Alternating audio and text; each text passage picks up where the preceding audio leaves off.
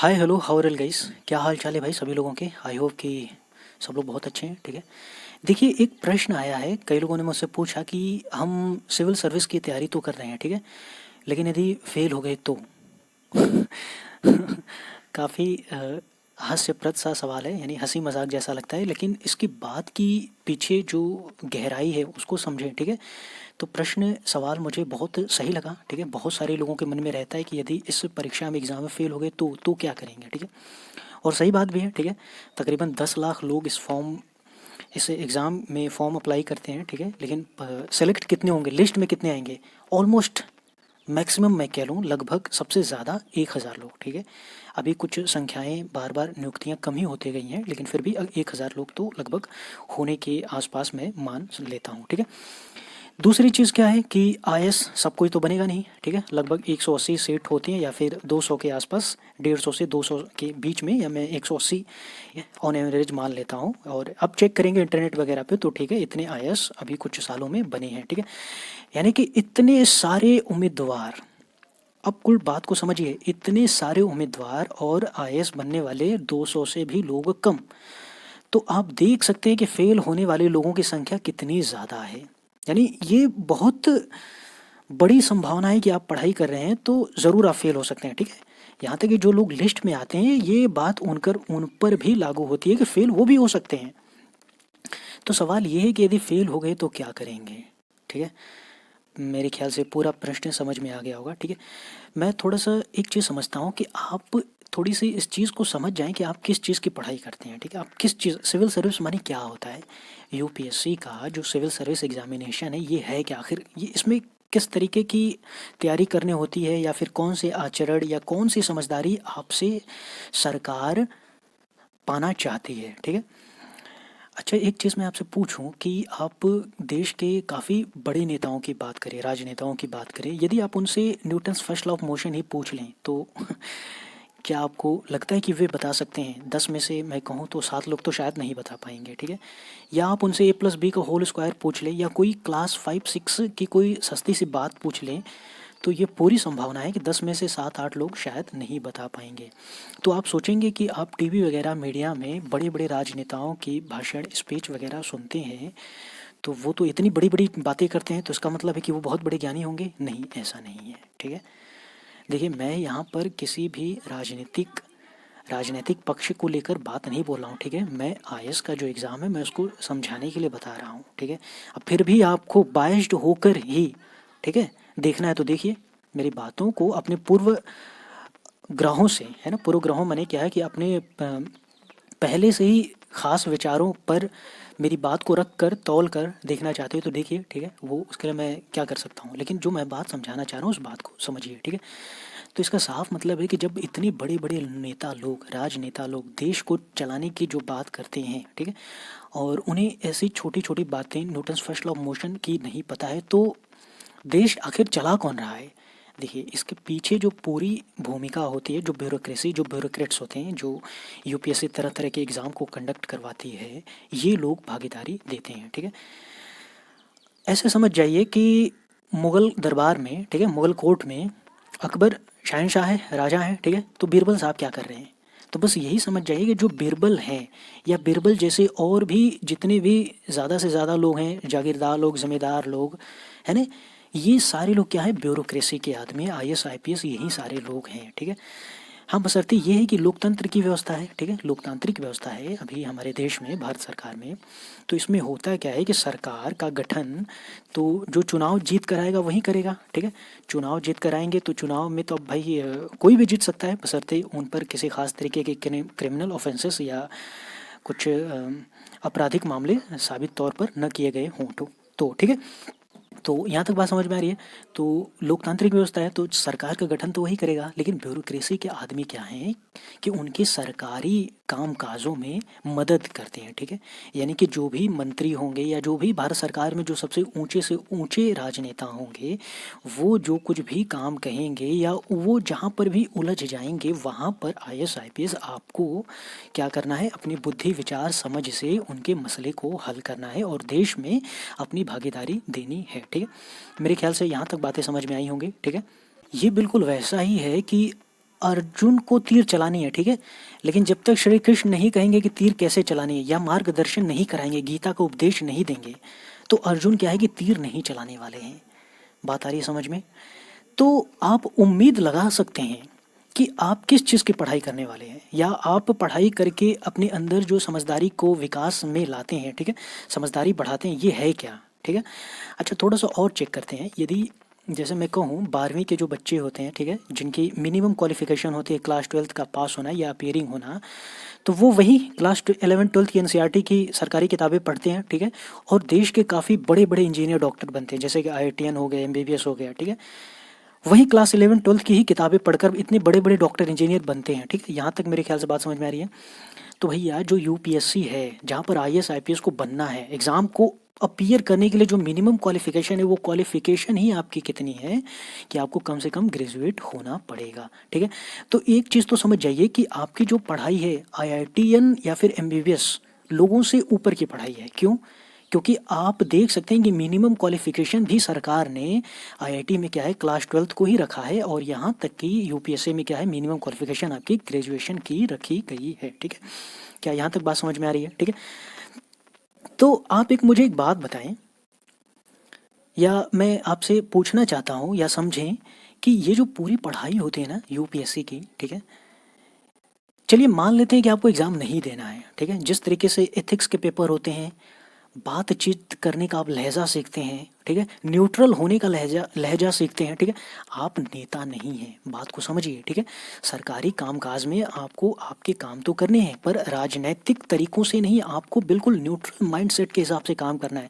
चलिए अच्छा, एक बात मुझे बताइए, आप किसी ज़िले में, ठीक है, कोई बड़े प्रशासनिक पद पर हैं, एडमिनिस्ट्रेटिव पद पर, चलिए मान लेते हैं आप क्या है कि एसपी ही हैं, ठीक है, और आपके ज़िले में क्या हुआ भैया, वहाँ पर कोई दंगा फसाद हो गया, किसी खास तरीके के धर्म के लोगों ने दंगा फसाद किया है, और आप यदि न्यूट्रल माइंडसेट के नहीं होंगे, आप नेता होंगे, तो क्या करना शुरू कर देंगे? हाँ ठीक है, हाँ ठीक है, चलिए, यानी कि ये खास तरीके के जो लोग हैं मेरे धर्म के विरोध की बात कर रहे हैं, ठीक है, तो इनके इनके ऊपर क्या करो, मैं अपने हिसाब से कार्रवाई करूँगा, ठीक है। तो आपको इस तरीके से काम नहीं करना है, आपको सही गलत एकदम न्यूट्रल माइंडसेट के हिसाब से काम करना है, ठीक है। तो क्या यहाँ तक बात समझ में आ रही है? अच्छा, एक और चीज़, गुरु द्रोणाचार्य के बारे में सभी लोग जानते ही होंगे, ठीक है। उन वो राजगुरु थे। तो राजगुरु क्या होता है कि जो ख़ास तरीके के परिवारों में गुरु होते हैं, वो ख़ास तरीके के विद्यार्थियों को ही शिक्षा देंगे, सिखाएंगे, ठीक है। तो अर्जुन को उन्होंने सिखाया, एकलव्य को नहीं सिखाया। क्यों? क्योंकि एकलव्य उनके हिसाब से क्या था, एक शूद्र जाति का, या फिर वो राजघराने से नहीं आता था। तो गुरु द्रोणाचार्य ने भाई क्या किया कि अर्जुन को पढ़ा लिखा के काफ़ी तीरंदाज बना दिए, ठीक है, तीर धनुष में माहिर विद्या सिखा दिए। लेकिन वो सारी विद्या एकलव्य खुद से ही सीखा, और यहाँ तक भी माना जाता है, कहा जाता है कि अर्जुन से एकलव्य तीरंदाज में, धनुधारी में काफ़ी अव्वल था, ऊपर था, श्रेणी में क्या था, आगे था। तो मेरे कहने का मतलब क्या है कि वो ठीक विद्या, ठीक है, चाहे गुरु द्रोणाचार्य सिखाएं या ना सिखाएं, यदि आप उसको सीख रहे हैं, ठीक है, समझ रहे हैं, तो भैया आप अपने आप में एक माहिर खिलाड़ी बन जाएंगे। अब देखिए जो मैं बात फाइनली बोलने वाला हूँ, और मेरे ख्याल से बातों को ख़त्म करेंगे। आईएएस की पढ़ाई ऐसी है, आप यहाँ पर बातचीत करने का लहजा सीखेंगे, तौर तरीके सीखेंगे, शांत रहने का तरीका सीखते हैं, न्यूट्रल माइंडसेट का तरीका सीखते हैं, जो कि लगभग किसी भी पढ़ाई में नहीं हो सकता है, ठीक है। चाहे आप आईआईटीएन हो, एमबीबीएस हो, या कोई भी बड़ी से बड़ी पढ़ाई की हो, ठीक है, क्योंकि बड़ा ही आवश्यक होता है, जिसको पता ही नहीं कि आज से 3000 साल पहले की हमारी सामाजिक व्यवस्था कैसे थी, और किस तरीके से मुझे रिएक्ट करना चाहिए, ठीक है, किस किस तरीके से कानून संविधान किस तरीके से बदलाव हुए हैं, और किस तरीके से लोगों को शांत रहना, अंतर्राष्ट्रीय स्तर पर मुझे शांति बना के रखनी है, ठीक है। ये सारी चीज़ें पता ही नहीं होंगी तो वो कैसे काम करेगा? अरे मेरे कहने का मतलब साफ है भाई, इतनी सारी पढ़ाई लिखाई करने के बाद आप देश में सबसे बड़ी चीज़ों की भागीदारी वाली पढ़ाई करने के बाद फिर भी आपको ये डर कैसे सता सकता है भैया कि नौकरी नहीं मिलेगी तो क्या करेंगे? अरे नौकरी नहीं मिले तो दूसरा काम कर लेना, बोलो, दूसरा काम कर लेना, वहीं जाके धमाल मचा देना, ठीक है। पढ़ाई लिखाई तुमने तो देख ही लिया है ना, आपने तो सीख ही लिया है। बोलिए, क्या ये मेरी बात आपको समझ में आ रही है कि नहीं आ रही है? अरे भाई, ये डर तो उनको सताना चाहिए जिन्होंने पढ़ाई के नाम पर पूरा नाटक किया हो, ठीक है? पढ़ाई के नाम पे पूरा प्रपंच किया हो, उन्होंने कम से कम बेसिक किताबों को भी नहीं पढ़ा हो, ठीक है? मार्गदर्शन की बात तो बात की गई, उन्होंने कुछ खास छोटी-मोटी क्लास 6, 7, 8, 9, 10 ऐसी कुछ सस्ती किताबों को भी कभी अपने जीवन में नहीं पढ़ा हो, तो ये डर तो उनको सताना चाहिए कि मैंने 2-3 साल अपने इनमें इन्वेस्ट भी कर दिया, ठीक है? और कुछ सीखा भी नहीं, तो अब मुझे नौकरी नहीं मिलेगी तो मैं क्या करूँगा? यदि आपने वास्तव में ढंग से पढ़ाई करी है, ठीक है? और यदि आप यूपीएससी, आईएएस के एग्ज़ाम में फ़ेल भी हो जाते हैं, असफल भी हो जाते हैं, तो मैं पूरे विश्वास के साथ कह सकता हूँ कि इसके बाद आप जिस भी फ़ील्ड में, क्षेत्र में जाएँगे, वहाँ आप धमाल मचा देंगे, ठीक है? अरे भाई, आपने अंतर्राष्ट्रीय स्थिति के बारे में पढ़ लिया है, समझ लिया है, ठीक है? बात समझने की है, क्योंकि यूपीएससी जिस तरीके के क्वेश्चन को फ्रेम करता है, रटंत से काम तो चलेगा नहीं। मैं बता दूं कि यदि 1/4 यानी कि 25% किताबों की पढ़ाई की आवश्यकता है यूपीएससी में, 75% क्या है भैया, आपकी समझदारी कितनी है, आप किसी भी मुद्दे को कितनी गहराई से विश्लेषण कर पाते हैं, समझ पाते हैं, इसी चीज़ की आवश्यकता है। तो जब आपने इतनी समझदारी से पढ़ाई कर ली है, तो ठीक है, कोई और काम कर लेना, उस काम में ही धमाल मचा देना। ये सवाल तो वैसा ही है आपका कि मैं जीना तो चाहता हूँ लेकिन मर गया तो मैंने क्या, इस पे क्या कहा जाए, ठीक है? ये तो सबके साथ होना ही है, ठीक है? तो क्या हम जीना छोड़ दें? पास फेल होना लगा रहता है, ठीक है? यदि आप ईमानदारी से पढ़ाई कर रहे हैं तो इस सवाल का बहुत ज़्यादा महत्व तो नहीं रह जाता है कि आप फेल हो गए तो क्या करेंगे।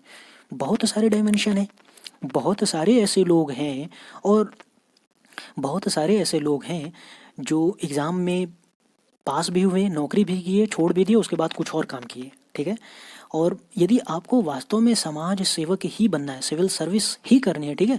तो ये कोई बहुत ज़रूरी नहीं है कि आपको आईएएस ही बनना है। महात्मा गांधी आईएएस नहीं थे, ठीक है? स्वामी विवेकानंद जी आईएएस नहीं थे। बात को समझिए, ठीक है? और यदि आप पढ़ाई लिखाई नहीं कर रहे तो बेशक आपको क्या है कि डर सताएगा ही, ठीक है? तो अच्छा, एक और चलिए, इसी तरह से मैं इस तरह हाइपोथेटिकल फिनोमेना या मैं ऐसे एथिक्स का क्वेश्चन के हिसाब से एक सवाल मैं आपसे बोल देता हूँ, ठीक है? चलिए, मान लीजिए कि आपने पढ़ाई लिखाई किया, आईएएस का एग्ज़ाम दिया और आप असफल रहे, कामयाब नहीं हो पाए, ठीक है?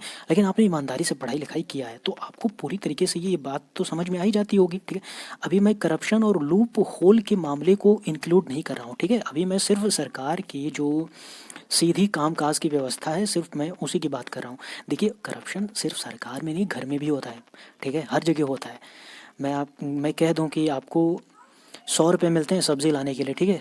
बाजार गए आप, सब्जी 90 रुपये की मिली, 10 रुपये आपकी जेब में चले गए, करप्शन ही तो है, ठीक है? तो इसी तरह समझ लीजिए, मान लीजिए कि आपने पढ़ाई किया और एग्ज़ाम नहीं क्वालिफाई कर पाए, और आप इसी तरीके से कहीं पर आप कोई बिजनेस ही चला रहे हैं, ठीक है? और कोई राजनेता हुआ या कोई आदमी ही आपको परेशान करने लगा, ठीक है? तो कि तुमने टैक्स नहीं भरा है, तुमने सरकारी ज़मीनों को हथिया लिया है या कब्जा करके यहाँ पे बिजनेस कर रहे हो, तुम्हें फ़ाइन भरना पड़ेगा, तुम्हारे ऊपर कानूनी कार्रवाई होगी, ठीक है? तो बशर्ते आपने भले ही आईएएस में क्वालिफाई नहीं हो पाए, जब भी वो इंसान आपसे बात करेगा और आपने 1, 2 साल, 3 साल अच्छे से पढ़ाई करी है, तो ठीक है, कॉन्फिडेंस लेवल आपका बहुत ही ज़्यादा होगा। आपको पता होगा, ठीक है, कि मुझे कानून मत सिखाओ, मुझे सरकार के काम करने के तरीके मत सिखाओ। सरकार माने क्या होता है? जनता का सेवक। लोकतंत्र काम यही परिभाषा है, ठीक है? जनता के लिए, जनता का, जनता के द्वारा, ठीक है? यही लोकतंत्र की परिभाषा है। तो आप सीधे समझ जाएंगे कि मुझे कानून, संविधान, सरकार के कामकाज की व्यवस्था मत सिखाओ। यदि आपको बहुत ज़्यादा दिक्कत है तो मुझे पता है कि कहाँ पर पीआईएल डालनी है, कहाँ पे एफआईआर करना है और कहाँ पे कौन सी कार्रवाई करनी है। तो देख सकते हैं कि आपका कॉन्फिडेंस लेवल कितना ज़्यादा होगा। बात को समझ जाइए, ठीक है? आप देश की धरोहर हैं। जैसे अकबर का धरोहर बीरबल हुआ करता था या उसके नौरत्न हुआ हुआ करते थे। तो भैया, जब आपने इस लेवल की पढ़ाई करी है, ठीक है, आप कोई डॉक्टर इंजीनियर थोड़ी है कि आप किसी खास दिशा में सोचते हैं, ठीक है? चतुर्वेदी बन चुके होते हैं आप। चतुर्वेदी समझ रहे हो? सरनेम वाला चतुर्वेदी नहीं, चारों वेदों के ज्ञाता, ठीक है? जिसने अब लगभग चारों वेदों के पन्नों को खोल के, खंगाल के पी लिया है घोल के, ठीक है? तो जब इतना ज्ञानी आदमी हो चुका है तो भैया उसको नौकरी नहीं मिले तो कोई और काम कर लेंगे भाई, इतने सारे काम हैं। और वैसे भी इस पढ़ाई की जो सबसे पहली आवश्यकता होती है, डिसिप्लिन, अनुशासन, और अनुशासन में भी क्या, निष्काम कर्मयोग, यानी कि आप जो काम कर रहे हैं, आपको भली भांति ये पता होना चाहिए कि इस काम में असफल होने की जो संभावना है बहुत ज़्यादा है। इसलिए मैं अपनी मेहनत तो करूँगा, ठीक है? मुझे इसका सही परिणाम मिले, गलत परिणाम मिले, मेरे फेवर में मिले या ना मिले, ठीक है? जो भी मिलेगा मुझे इसको खुशी खुशी से स्वीकार करना ही है, ठीक है? तो भाई, आप इतनी सारी पढ़ाई करने के बाद इसके बारे में कैसे सोचेंगे या इसको कितना महत्व देंगे? कि मैं फेल हो गया तो क्या करूँगा? अरे भाई कोई और काम कर लेना, ठीक है?